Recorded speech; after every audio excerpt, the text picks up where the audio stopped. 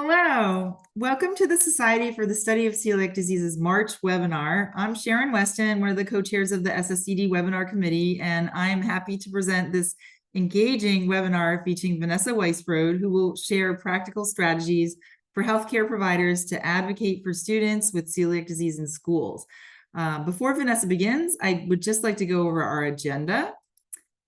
And so before we get started, I'm going to introduce Megan Donnelly, who will be providing some tips to our members on how to update the member profile on the SSCD website. Megan is the Director of Health Communications at the Celiac Disease Foundation, and she is a specialist in nutrition for digestive diseases. As a registered dietitian, Megan believes everyone deserves food that is both delicious and supportive of their health. Megan has extensive experience in clinical dietetics, counseling, and the gluten-free food industry, as well as developing education programs for healthcare providers and individuals with celiac disease. And so Megan's going to go ahead and share her screen.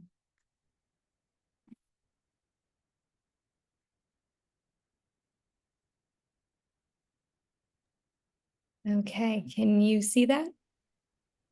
Okay, perfect. So hi everyone, this is going to be fairly quick, but there have been some changes to the SSCD website that we wanted to make sure everyone is aware of and knows what to look for. So I'll get right into it. First of all, we have at the end of the year, all existing memberships were set for renewal. So you may have received an email prompting you to renew, and we're maybe confused about why. So if you go into your profile, the best way to check your membership status is to go to the account tab and then look at your orders. If you were a member of SSCD prior to August of 2024, when we launched the new website, you probably need to renew if you haven't already done so. So if you go in your order history and you see that you were active as of August 2024, but there's nothing else in there, it's a good idea to just try to renew your membership now. Every membership that is new this year, so if you enroll today, your membership is good for 12 months from the date you enroll. So we won't have this annual renewal process anymore. It'll be a little bit more straightforward as far as your order history and whether or not you need to renew. But if you could just check that. We know we emailed a lot of people who maybe didn't renew. And so we just want to make sure everyone is very clear. You go to the accounts tab and you can see your order history. Any profile that has a date of August 2024 and nothing else means you need to renew. We also really want to promote this membership directory on the SSCD website.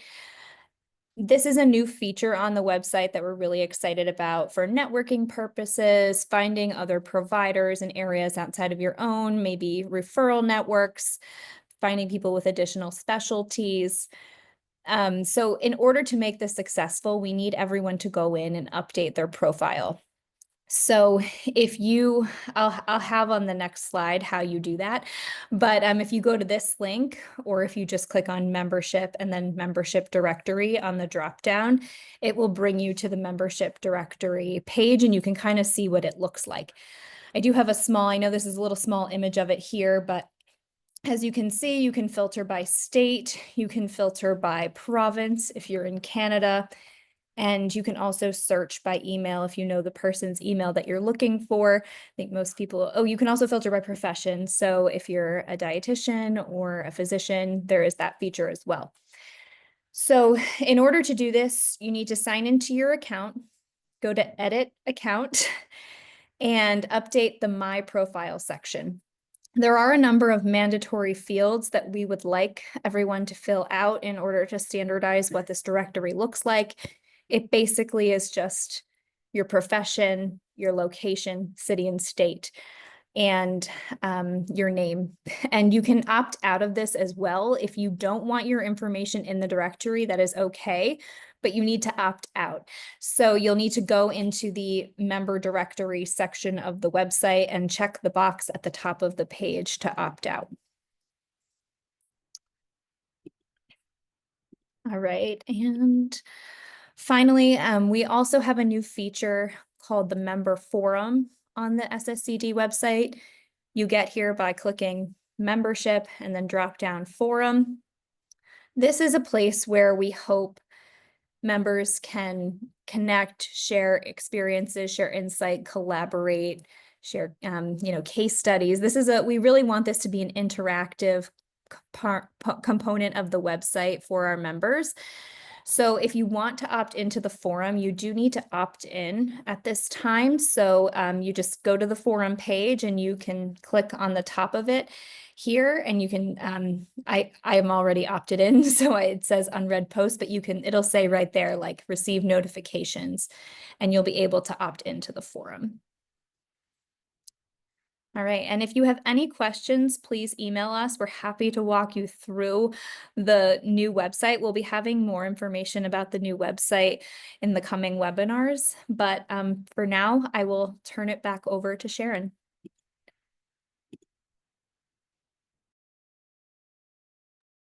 All right, thanks, Megan. So I'm just gonna go ahead and share my slides again. All right, so I would like to now introduce our guest speaker, Vanessa Weisbrod. And Vanessa is the Chief Education and Community Engagement Officer at the Celiac Disease Foundation, where she drives change in healthcare through education. With a personal diagnosis of celiac disease in 2004, she's dedicated nearly 2 decades of her career to bridging knowledge gaps, leading research initiatives, and creating national recommendations to support patients living with celiac disease. Her commitment extends to roles on prestigious committees, hosting a CME accredited podcast, and authoring 4 gluten-free cookbooks, all aimed at inspiring change through education and advocacy. Thank you, Sharon. Sure. I'm very excited to be here tonight and to talk to you all about how you can support your patients with celiac disease at school. Before I put up my slides, though, I want to have a real moment and share something personal with everybody, because what I'm about to tell you tonight, and most of you who are listening right now have worked with me in some capacity, have worked on projects or research or been in trainings with me, and you know that I am the 100% pep girl who we can do everything. We can make life perfect for our patients with celiac disease.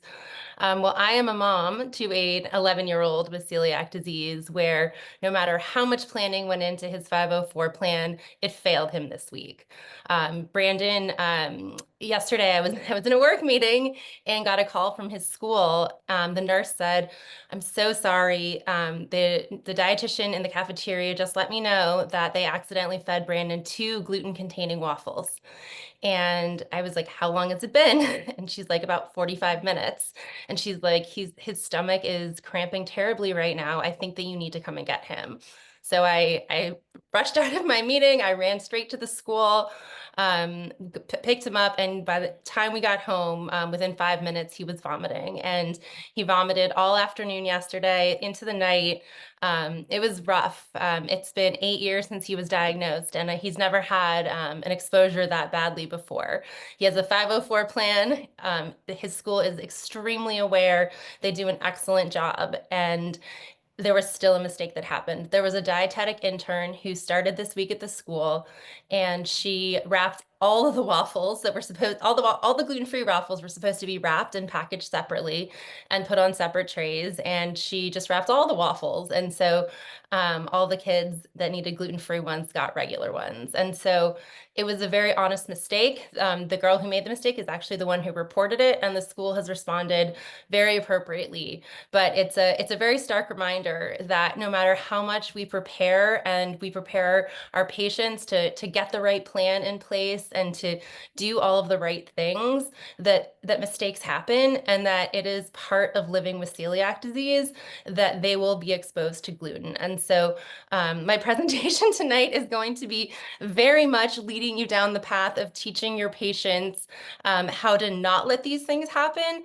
But if I can just give you, I think maybe the best piece of advice tonight, it's to prepare them that no matter how hard they try and how diligent they are, there will be a time when they are exposed and things don't go right. So help them the best you can, but also be real with them that these exposures will happen. So how can we prepare our patients? So we're going to talk a lot tonight about what the healthcare provider's role can be in supporting a child with celiac disease, what the different laws and regulations are, how celiac affects kids on the social emotional level, and also all the resources that the Celiac Disease Foundation has to help with this. So I want to start with a video with a patient story. You all know her very well, Kate Raber, as well as some other little kids in there too. Oops. I'm in kindergarten. I'm in preschool. I'm in first grade. I'm in fifth grade. I'm in seventh grade. I am in 11th grade. I'm a senior in college. I have celiac disease. And I have celiac disease. After my diagnosis, my food started to look different from everybody else's. While my classmates and friends were lined up in the cafeteria to get the food that our school would serve to us, I would walk into the lunchroom with my brown paper bag. People's heads would turn. They would start whispering to each other, taking guesses about what weird food I had brought in that day. This became far too embarrassing for me, so I began to eat my lunch alone on the floor of the hallways, sometimes even in the stairwells. I had a microwave that I was allowed to use in the teacher's lounge for my lunches from home. However, I wasn't allowed actually to go into the teacher's lounge. So every day I had to knock on the door, hope someone was in there, and ask them to microwave my food for me. Some teachers were happy to do it once I explained why, but others weren't so helpful. On one occasion, a teacher who didn't know me answered the door. I explained to her that I bring my lunch to school because I can't eat gluten, and then I asked her if she could please microwave my meal for me. She looked at me, looked down at my Tupperware filled with gluten-free pasta, and said, "Are you kidding? You say you can't eat gluten, but you're asking me to microwave you a bowl of pasta? Give me a break." She shut the door, and I retreated to the stairwell to eat my cold pasta.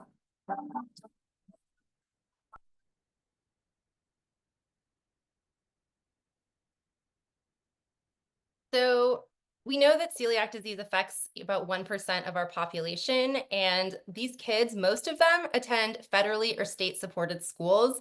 We know that it impacts their health, we know it impacts their families, and we know it impacts their educational experiences. This year, it's estimated that about 49.4 million children are enrolled in our US school system. If 1% of those have celiac disease, that's almost 500,000 students who need a strict gluten-free diet every single day. The diet is essential, but these school meals and activities that happen in the school setting pose many challenges for kids with celiac disease. That's why education, developing accommodations, and raising awareness are absolutely key to making sure that our kids can go to school safely. So sticking to a gluten-free diet is hard for anybody with celiac disease, but it's especially tough for kids with celiac disease when they're having meals with their friends at school. They risk being exposed to gluten at lunchtime, during class celebrations, and school materials that contain gluten, things like Play-Doh and art supplies. Kids with celiac disease are also excluded from everyday activities at school, which impact their desire to adhere to the diet and their well-being, which we know can lead to serious health consequences. There are lots of social emotional considerations. Some kids attract negative attention because they're eating different food, because they ask lots of questions when they're going to get their food, or because they're having symptoms. Yesterday, part of Brandon's biggest concern was that he was going to start vomiting at school. And vomiting at school for him is a huge source of anxiety. And so I knew that when he was 45 minutes in already that I had to get him home, or else we were going to have bigger problems getting him to be comfortable going back to school the next day. On the flip side, we know that there are people with celiac disease who don't have visible symptoms, and these people can be judged by their peers who doubt the validity of their diagnosis and really don't take it seriously. They can experience teasing, taunting, and harassment and bullying, not only by their peers, but also by teachers, coaches, and other adults. And in many cases, the worst offenders are actually the parents of their best friends. Thankfully, there are lots of laws that govern celiac disease, and so I'm going to talk about 4 different ones tonight. The first is the Americans with Disabilities Act. Celiac disease is recognized as a disability under the ADA because it substantially limits one or more major life activities. In order to qualify, only one major life activity has to be affected. So eating, digestion, immune function, the list could go on and on with celiac disease, but you only need one in order to qualify for accommodations. All schools that receive federal funds are required to provide reasonable accommodations for students with celiac disease.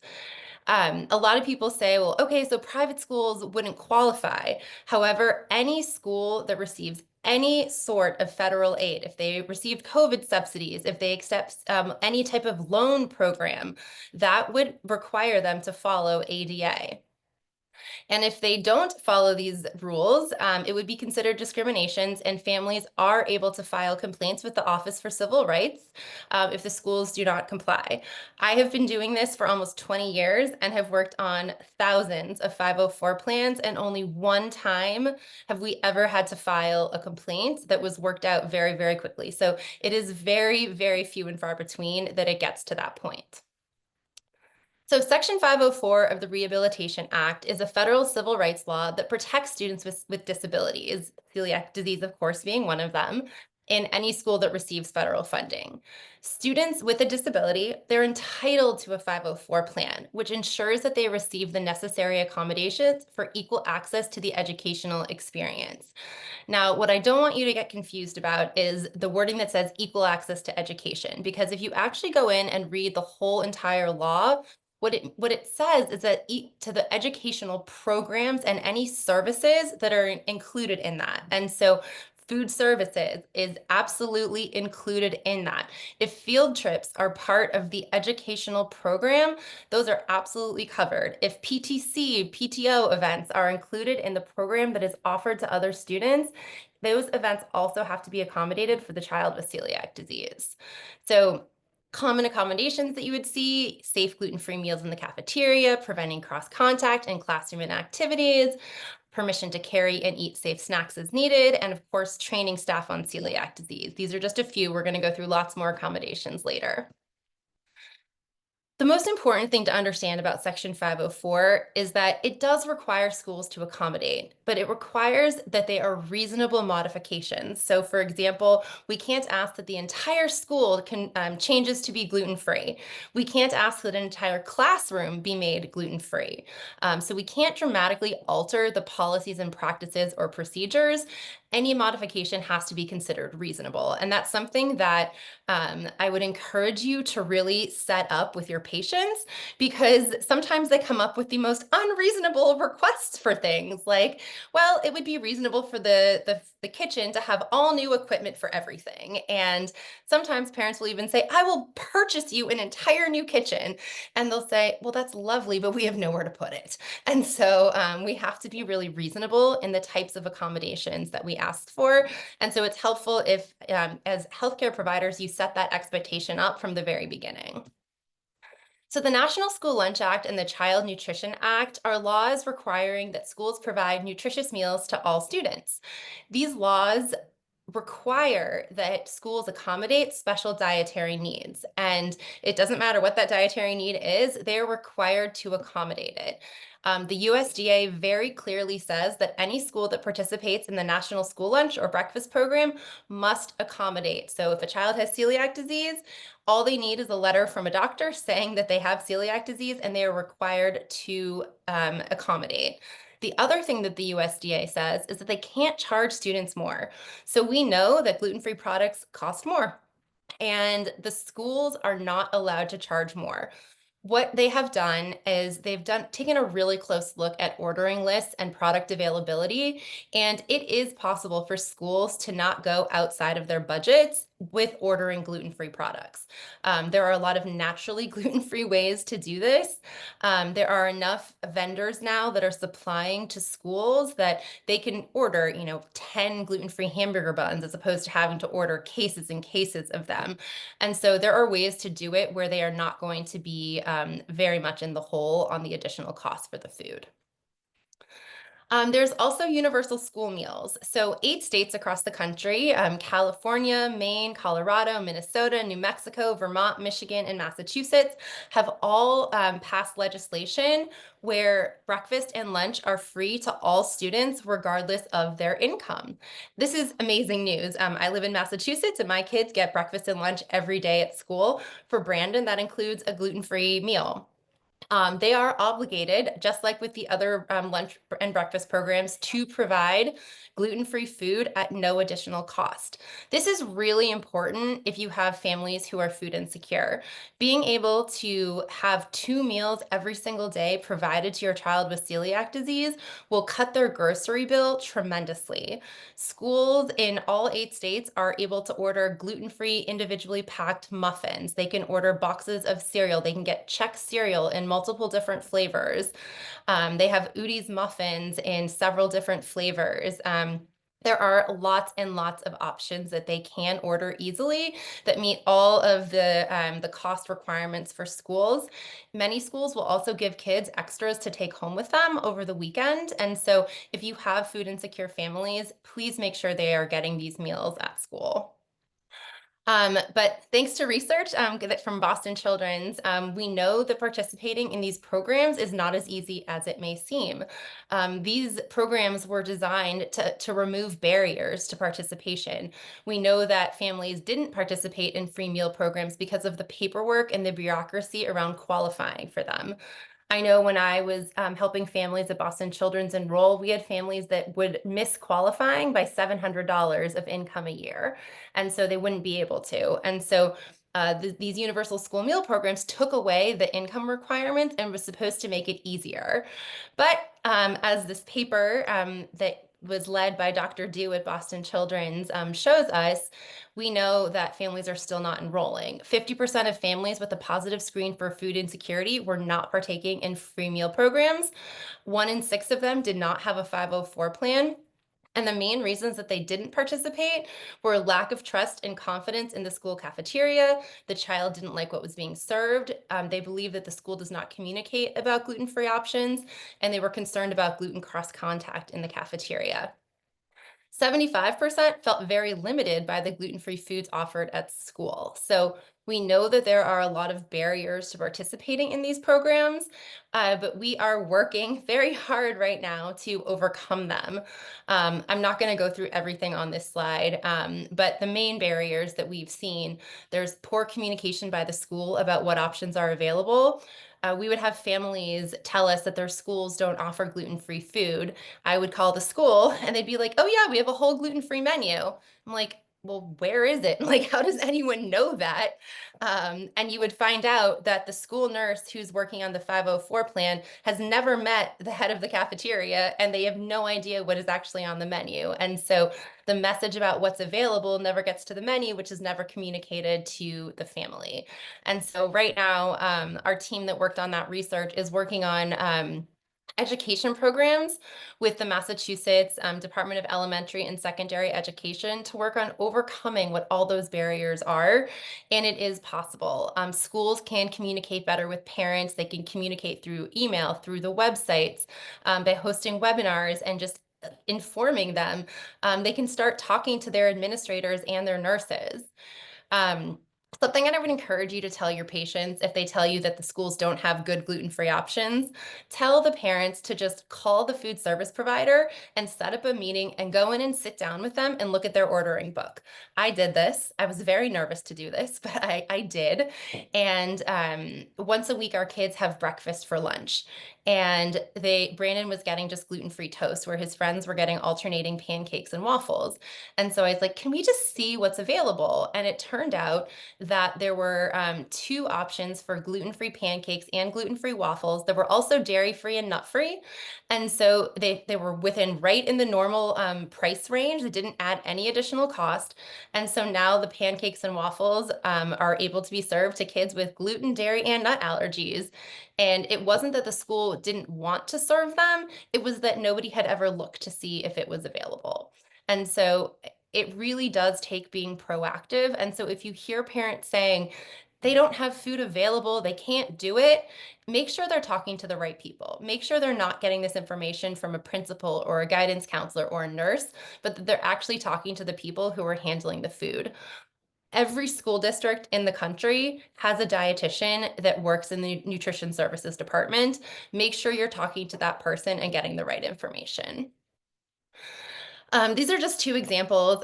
One on the left is a document that outlines how this particular school district handles gluten-free procedures. This is a really helpful way for parents to feel safe in their child eating at school. If a family comes to you and says that they don't think their school can do it right, encourage them to ask, what are their protocols and procedures? They all have written documentation of this, so encourage the parents to ask for it.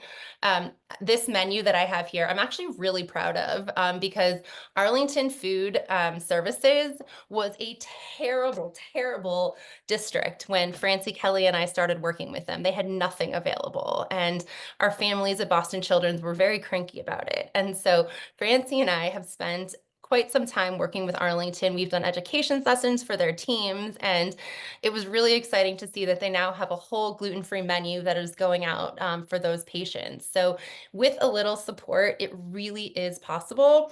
I know all of your time is precious, but even if you spent, 1 hour every year to give a talk to your kid's school district about how to accommodate kids, it can go such a long way in helping so many kids eat safely at school. Okay, so how do we get to those lunch options? So schools offer different types of plan to support students with different medical conditions. For celiac disease, the 504 plan is the most appropriate option. So it's a legally binding plan that's governed by Section 504 of the Rehabilitation Act, and it ensures access to education through accommodations. And the accommodations span the entire school experience. It also protects students from being discriminated or isolated in the school system. So before we really talked about 504 plans, we would hear from families that they were making paper mache volcanoes and it was made from wheat flour. And so instead of getting to do the project, the child was sent to the library to read a book about volcanoes. While no one would argue that reading is a good thing, what is the problem is that the student was being isolated from peer-to-peer learning along with their classmates. And that's a huge part of learning is interacting, working in teams, learning together, and doing the hands-on pieces. And so the 504 plan ensures that they are not taken out of the classroom. The second type of plan is an individualized education plan. This is only available if a student qualifies under the IDEA Act.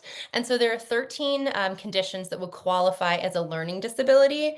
If a child with celiac disease also has one of those 13 conditions, their celiac accommodations can be documented within an IEP.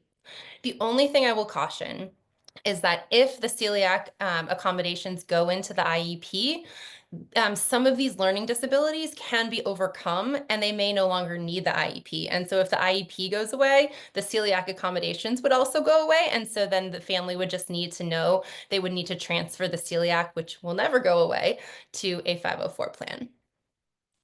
So an individualized health plan is a medical management plan that is developed by the school nurse and is really administered by the nurse. It outlines specific health needs and emergency care. And so this is the type of plan that we use for things like a food allergy where anaphylaxis could happen, and they talk about administration of an EpiPen. This is where we would document for a child with diabetes how to administer insulin and check blood sugar levels. For celiac disease, an IHP is not as protective because it's not legally enforceable. If there are problems and your child only has an IHP, there's really no recourse besides to keep asking the school to do things the way you want them to, but there's no legal protection from the IHP. Sometimes a child will have a 504 plan for celiac disease, and in the case that they might have a very physical reaction to being exposed, that they want to be given Zofran, for example, if they're very nauseous. You could have an individual health plan attached to a 504 plan where you could document appropriate medical care to give to the child if they're having symptoms in the school setting and the nurse was going to care for them. but we do not typically recommend the IHP on its own. So as you heard in the video before, the voluntary recommendations for managing celiac disease in learning environments was developed in 2019 by a national collaborative. Many of you on this call were part of it. We had 12 hospitals with celiac centers. There were major education associations, private schools and public schools, nurses, teachers, parents, and students. And we put together this handbook for managing celiac disease in any learning environment. The QR code here will allow you to download it in both English and in Spanish. It's a really good read if you haven't read it before, and I'll share some more things within it as we go along. So how do your patients get to one of these plans that I talked about? So the first step starts with you. So you have to get diagnosed with celiac disease, and they must have a letter confirming the diagnosis. If they don't have a diagnosis letter, it's a non-starter to get a 504 plan. So once you've given them the letter, the family would need to let their school know, and they need to request a 504 plan eligibility meeting. Sometimes the school will say, we are holding the hearing to determine your eligibility on X date, and it comes across sounding like it's a court hearing, as though they're going to deem you eligible or ineligible. And I've seen some of these emails, and they can be really terrifying. And so it can help if you let your patients know that this is a legal process. You are going to have a legally binding plan, and so there are rules that have to be followed in order to get to the plan. The truth of the matter is that the whole eligibility hearing is about 10 seconds long. They're going to say, does your child have a disability? And if so, what is it? You answer, celiac disease. And they're going to say, does it limit major bodily function? You say, yes. What? Eating. And that's it. Once you've answered the 3 questions, you're qualified. And so it can feel intimidating. And so just letting them know that they're going to have to answer those questions can really put them at ease going into it because they know that it's coming. So once they've qualified, the family will meet with the various players at the school. There's a 504 plan coordinator who will always be there. It's typically an administrator or a counselor, a school nurse, the classroom teacher, anyone else who is very intimately involved in the child's day-to-day. I would always request a food service provider be part of that conversation, more specifically the dietitian, if they are available to come. But you want the person who is actually handling your child's food to be at that meeting. Once the plan gets written and signed off on, at a minimum, there must be an annual check-in to review the accommodations to move on to the next school year. But if at any point along the way there are problems or concerns, you can ask for a meeting at any time. So what are some examples of reasonable accommodations? So for gluten-free meals, the school should provide safe gluten-free meal options that meet the gluten-free labeling standards if they are packaged products. There should be standards to prevent cross-contact in food preparation, storage, and serving. And we want them to be sharing meal menus with families in advance and notifying them of any changes. In the classroom, there should always be gluten-free alternatives available for celebrations, cooking classes, and food-based activities, though many schools are moving towards non-food-based materials.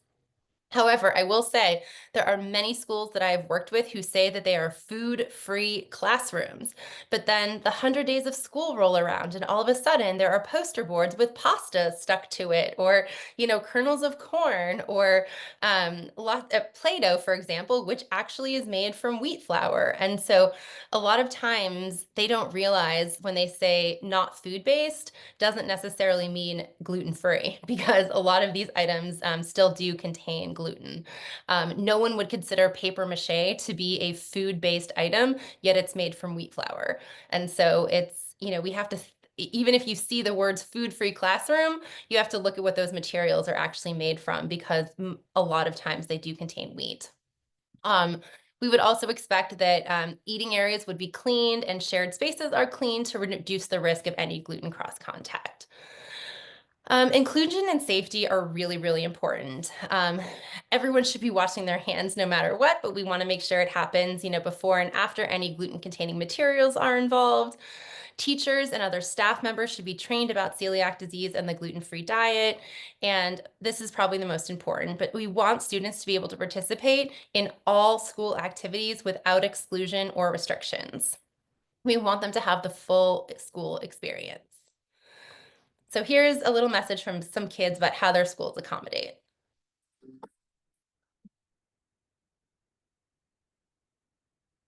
Go to public school in Virginia, and all my friends get a nice, warm, and safe lunch. But I'm stuck with a lunchbox. But now they can provide me a nice and safe lunch. When Rowan was first diagnosed with celiac disease, the cafeteria at her school did not provide any gluten-free options. Working within the 504 process, we were able to work with the dietitian and the cafeteria staff to identify items that Rowan could have that were safe. And she's now able to eat gluten-free pizza on Pizza Friday with all of her classmates. I'm really excited that she has the opportunity to be included and to have the same thing as her friends. One way that my school accommodates my gluten-free diet that makes me feel safe and included is at class parties. During class parties, everyone eats gluten-free food so that no one feels left out or different, and I don't have to worry about cross-contamination. I love my school. My school has a no food policy. We don't need to worry about gluten in my classroom. When my friends bring in a snack for their birthday, I usually get something different because it's usually not gluten-free. So when I get something different, it's usually twice the size. What I love about my Taco Tuesday is that I get to have my favorite food, tacos. And they did it a different way at first, but then I got used to it and I tried it and it was yummy and delicious. The dietitians at Rowan's school have been working really hard to identify additional options for her in the cafeteria. They're just like her classmates who are also eating Taco Tuesday. It turns out a lot of the options that the kids are getting can be made naturally gluten-free without a lot of accommodations. And so she's able to participate and have some of the very same meals that the other kids are having. We just had a great experience using the 504 process to ensure that the dietitian and the school cafeteria staff, everybody's on board to ensure that she is able to eat safely. So here are some frequently asked questions that we get. So is Play-Doh safe for kids with celiac disease? Well, thankfully we have some research to help us answer this question. So Play-Doh is made using wheat flour. So if there is a risk of the child eating the Play-Doh or not washing their hands well after using it, then we should use a gluten-free option. However, for older children or if hand and surface washing is available, there is a low risk of gluten exposure. I've linked all the studies at the end so you can go back and take a closer look at them. But in the school study, what we found is that hand washing and table washing entirely removed the Play-Doh. So if they are good washers, they don't bite their nails, then Play-Doh could be an acceptable risk to take. Can kids with celiac disease use paper mache? So paper mache is made from wheat flour and it is very, very, very sticky. Even with rigorous washing, it is extremely hard to remove. So I would recommend that if they are using paper mache, that they make it using a gluten-free flour. They could use cornstarch or rice flour and make it naturally gluten-free. Someday you should all ask Benny Kersner about the day we did a paper mache experiment at Children's National Hospital and we could not clean it off. We had to call environmental services to get rid of it. So I will continue to let my children only use gluten-free paper mache. Can kids with celiac sit at a lunch table with friends? Yes, absolutely. As long as the child understands to eat only their own food that they don't share with friends, they should be able to sit at any table that they choose. Unless there is a very clear reason for it to move the child to an allergy table, letting them sit where they want allows them to be with their friends and prevents them from feeling isolated. So who provides the gluten-free options? So it really depends. Food in the cafeteria should always be provided by the school at no additional charge. Materials in the classroom and food for outside activities like field trips should be discussed at the 504 meeting, and it's often very dependent on what the activity is. Also dependent on what the school has access to. I will say there is no uniform standard, but oftentimes if you want it done the way you want it, it is often helpful for the parents to provide the option that would make their child the most happy. Just last week, we had a science project where they were using flour and Brandon's teacher emailed me and I didn't ask for anything. She just said, I've already purchased the gluten-free flour for this project. The entire class will be using gluten-free. So that was like a very big relief to me. No one asked me to, bring something in at the very last minute. She just took care of it. And so part of that goes into us having met with her at the beginning of the year and talked through these things. She had plenty of time to plan, she had plenty of budget left to buy the materials, and she was able to get it gluten-free for the whole class. So when we first started doing all of these education sessions after we wrote the guidelines, some of the feedback that we got from providers is that they didn't know how to have some of these conversations or the right words to say. And so I know Jocelyn isn't here tonight, but a very big thank you to Jocelyn and to the Basie family for sitting down with me and putting together a series of role plays. So we're going to go through these some very short video clips of just showing how you can interact with the families and share some words of wisdom. So one of the things that we always have to think about with a gluten-free diet is that eating is something that happens at home, but also happens at other places, particularly for kids we worry about school. So Peter, what type of school do you go to? Do you go to a private school or a public school? Public school. And do you eat lunch at school? Yeah. Yeah. And so eating lunch at school is something that we really like to have a plan for. And so fortunately, we've just worked to make a national recommendation for how schools can help you to make sure that you can get gluten-free lunch at school. One of the first steps is for your parents to help you by talking to the school about getting something called a 504 plan. And in our recommendations, we have some tips for your parents and for your school on what people need to know about celiac disease and what types of things you'll want to talk about in order to have a 504 plan that keeps you safe at school. So we'll send you that information. It's also available. We'll give you links so that you can go back to it online and the school can have access as well.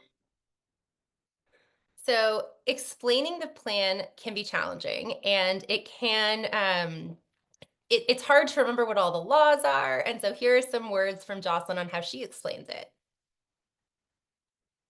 What is a 504 plan? That sounds a little legally complicated. I don't want to be that parent who feels like I'm suing the school so we can have gluten-free food. Can you explain that? So 504 plan is really just the name we give for the documents we have for any kid who has a medical condition, which means that they have to think about how they manage that medical condition at school. So many children, those with food allergies, those with celiac disease, those with asthma, often have 504 plans. It's especially important because situations like field trips, often there's complications involved and it's important to think ahead. And so the 504 plan is a formal process where you meet with the school and you can talk to them about the types of activities going on in Peter's class and what types of things they need to be aware of and think about so that he can be safe following his gluten-free diet at school. Like what types of things would they do to accommodate? Often the most important thing is awareness, because if people don't know that he can't have gluten-free food, then sometimes somebody may bring cupcakes that are made out of gluten. And so if they know he has celiac disease, then they can arrange to have a gluten-free snack for him. Other times there might be arts and craft activities or baking activities that use gluten flour, which are things that would be best to be done with gluten-free flour. So making sure that people know in advance and can plan is often what's needed. So the diagnosis letter is a very big deal for getting the 504 plan, and it's the most important part of your interaction with them when they leave your office. So here's what Jocelyn is going to tell the family. The school says that we need to provide documentation of the celiac diagnosis. What does that mean? Yes, so in order to have the 504 plan process, the schools like to have a letter confirming the diagnosis of celiac disease and outlining to them sort of the basics on what's required. It's something that I'll provide for you, and then you can forward it to your school. Okay, so this is super important. I hope you will all take out your phones right now and scan these QR codes. So the diagnosis letter is not just a matter of saying, my patient Joey has celiac disease. In that letter, you need to tell the school that you want the accommodations documented in a 504 plan. Doing that makes their lives so much easier, because when the letter from the physician starts out by saying this child needs a 504 plan, it will immediately go to that. There will be no questioning what type of plan they need. Should this be a health plan? It just goes straight there. And so we have put together template versions where it's sort of fill in the blank for you. The top link goes directly to an editable Word document that you can download on your computer. And then the second link goes to our resources page where you can also download the letter there as well. So now talking about specific accommodations, here's what Jocelyn has to say. I know what to ask for? How do we know what to ask the school? Well, I think one of the things to think about is what happens to Peter when he gets gluten. Well, about an hour after we eat gluten, we are vomiting, and he hates the feeling of throwing up.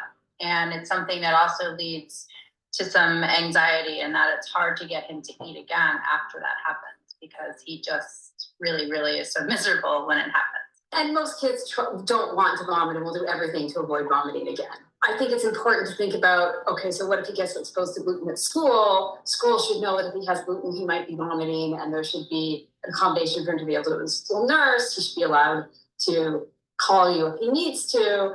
I think those are the sorts of things you want to think about in the plan. His school also has Pizza Friday, and I know that, you know, he's very sad if he can't eat the pizza with his friends. Are we allowed to ask the school for gluten-free pizza? When you're thinking about what things to ask for, it's important to think about these sort of routine activities that can involve food and celebrations, and Pizza Friday is a big one at school. So I would work with the school to see if they can find a gluten-free option. Some schools actually have caterers that are able to provide gluten-free. Other schools order in which case you want to work with them to identify a pizza company that makes gluten-free crust, and that you trust that they're making the crust in a gluten-free way, and the school knows how to work with the company to get a suitably gluten-free pizza. So I'd work with the school and with the pizza company that you trust to try and work out a plan.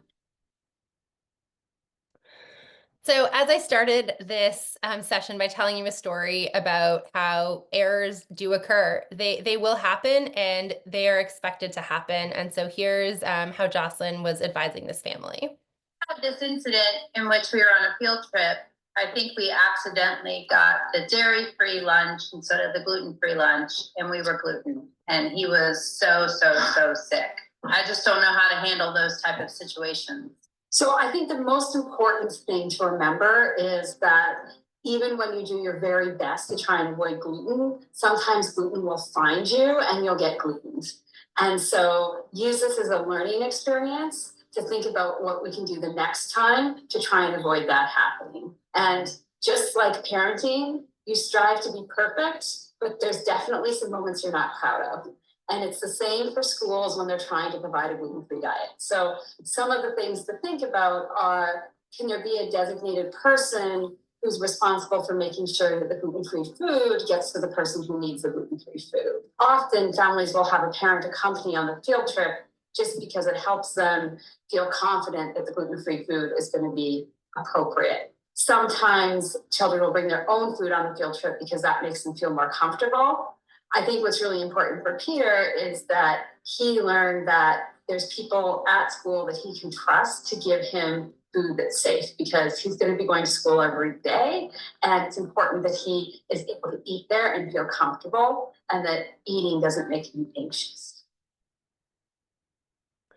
So I'm really proud to talk about this National Pediatric Education collaboration that we've put together. And really thank you to Dr. Verma for helping to get this started. It was at a meeting we were having talking about, you know, the future of how we educate and how we help kids. And, you know, everybody was doing a little bit of things for kids. And now what we've done is we've brought together all of these pediatric centers to do it together. And so every single month, we offer school support sessions where there's always a doctor, a dietitian, our educators present for them to lead a session very similar to the one that we're doing tonight, except for very focused on patients and families and helping the parents get through the process, looking at developing the plans, looking at all of the accommodations, and just looking at making sure that their kids get the best access to a safe experience at school as possible. You know, there's a lot of centers participating now. The more, the merrier. Ritu and I say every day, everybody is welcome. And so you are free to join us, to be part of the sessions, to send your patients to the sessions. You can get there on the QR code, or we'll also send out the links afterwards as well. We also have lots of other programs, a Teen Talk program that's a monthly group just for teenagers, a Living with Celiac seminar that's for newly diagnosed patients, and then our bi-monthly culinary medicine program, which many of you have also already participated in. So there are lots of resources that are involved in the work that I talked about tonight, and this is all available on the Celiac Disease Foundation website. We have copies of the handbook of the guidelines in both English and in Spanish. We have template 504 plans that families can download and fill out themselves. Right there in the middle is the diagnosis letter template for physicians. You are free to download that, make it your own, put your own logos on it, and use it however you would like. We also have the links here to the Department of Justice's ADA helpline. This is where you would go if a school is not following the 504 plan. But again, out of the thousands of times I've worked on this, we've always been able to get it resolved within the school district, except for one time. And so it's really as a last resort. The other question that we get a lot is, how do I know if a private school is receiving federal funding? Well, there's this website here, usaspending.gov, where they document all of that. And so you can look up whether or not a private school does get that funding or not. We also have all of the research. So all the research that I talked about tonight is available on the Celiac Disease Foundation website. These are the 4 most recent papers, including one that just was published yesterday, very exciting. And so I would encourage you, if you haven't already read these papers, to take a look at them. There are summaries as well as the full PDFs of all of those papers available on the website as well. And now I promised that I would touch a little bit on supporting students with celiac in the college environment.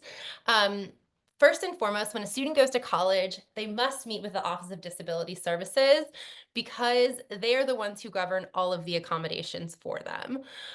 Once they've selected a college, they can submit their existing 504 plan to the Office of Disability Services as the starting place for developing an accommodation plan in the college setting.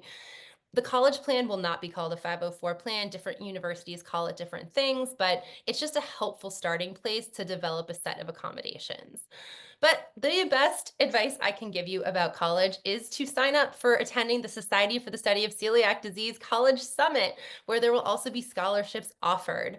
At that meeting, we are going to go through lots of different accommodations, which are very similar to the ones you see in K through 12, just in a slightly different format applied in the college setting. So we talk about the dining halls, we talk about dorm rooms, university food service staff, we talk about using their meal cards in different places. But we will get very deep into all of that. In 1 month from now at the SSCD College Summit. This is co-sponsored by SSCD, the Celiac Disease Foundation, and SHAR USA. This is, I think, one of my favorite events that we do all year, and we typically have, hundreds of college students that attend. SHAR has graciously, once again, is sponsoring 2 college scholarships for students that attend the event, and so the registration QR code is there. It'll also be going out in the next SSCD email. So please do share that one with all of your patients who are heading off to college. So a lot of people have been involved in all of this process, and I'm not going to read every single name, but especially to the Boston Children's team, the Children's National team, and everybody who has just spent years and years working with me on this. I am so grateful for all of you, and grateful that many of you will be working with us on college guidelines next month as well. So a huge thank you to everybody, and I will stop there and take questions. Thank you, Vanessa. That was such an amazing talk and such helpful tips that are so practical. Yeah, so everybody can either unmute and ask questions or also pose them in the chat. I have a naive questions, and maybe I don't know well the elementary and middle school system, but is it also possible for just to request accommodations that, yes, celiac disease kids can have access to a microwave to reheat their own lunch? Because I bet lots of parents would like to just make their children's like lunch and not risk contamination at school and accident. So have you encountered like some requests for access to microwaves, or is it possible? Yes. So microwaves is a very common ask. they should be able to use a microwave if the school has one. And so in the video that I shared with Kate Raber in the very beginning, the cafeteria actually didn't have a microwave. And so that was one of her problems, why she had to go to the teacher's lounge, because the teacher's lounge is where the microwave was. And so, you know, it might not always be, my kid's school doesn't have a microwave either in it. And so they would have to go to the teacher's lounge to do it. But if that is what the child wants, yes, using a microwave, it could be in the nurse's office, it could be somewhere, they would be able to heat lunch somewhere. The one thing that I've run into a number of times, and I'm sure Francie will be laughing when I mention this, we had a patient not too long ago that wanted to use one of those lunch boxes that you plugged in and it heats itself up. I forget the name of it. And the school adamantly will not let them use that because it's a fire hazard. And so the self-heating lunch boxes have always been a no. I've never seen one get approved, but if the microwave is what they want, I have seen them, you know, the teacher's lounge, a guidance counselor's office, you know, where there is a microwave to be used.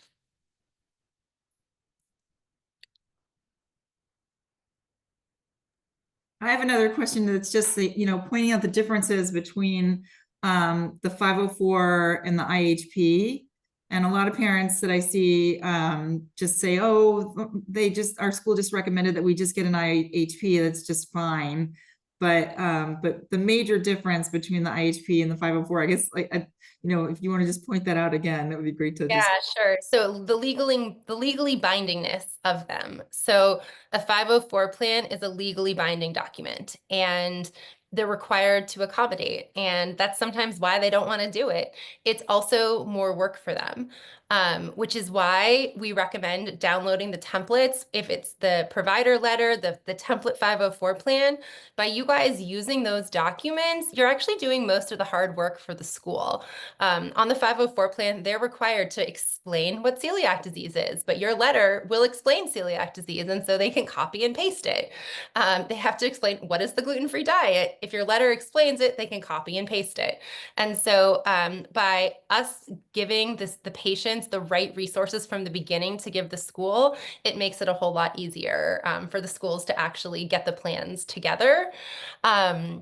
I'll share just one story, the story where we actually had to file the complaint with the ADA. So it was there were 3 sixth graders with celiac disease in the same school, and they were going to an outdoor education program. And the school had contracted with an outdoor education site, and the site said that they only accommodated vegetarian diets. They couldn't accommodate any other diets. The school said, well, these students have a 504 plan. You're a contractor of our school. You must follow the 504 plan and accommodate. And so the accommodation that they came back with was that the parents could send in a week's worth of frozen food to be stored in the freezer. But the catch was, back to Amelie, there was no microwave. And so the kids were expected to eat defrosted frozen meals for the week, which the parents were like, this is ridiculous. You know, our kids should not have to do this.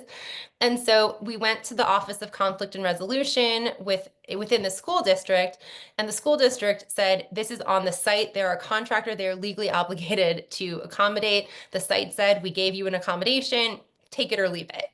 And so that was when we filed the complaint, and within 3 days we heard back, and they agreed that it was not an appropriate accommodation, and the recommendation that they gave was that the school's home cafeteria delivered 3 meals a day to the students at that site, and that's exactly what happened.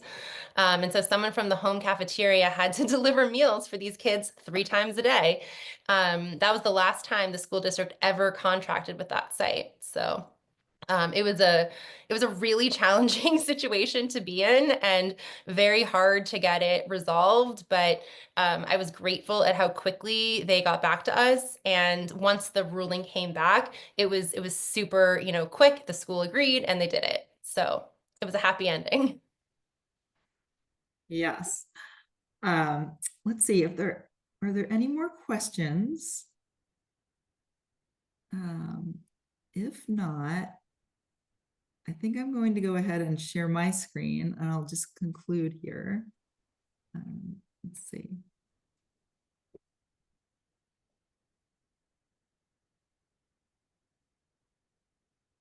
All right.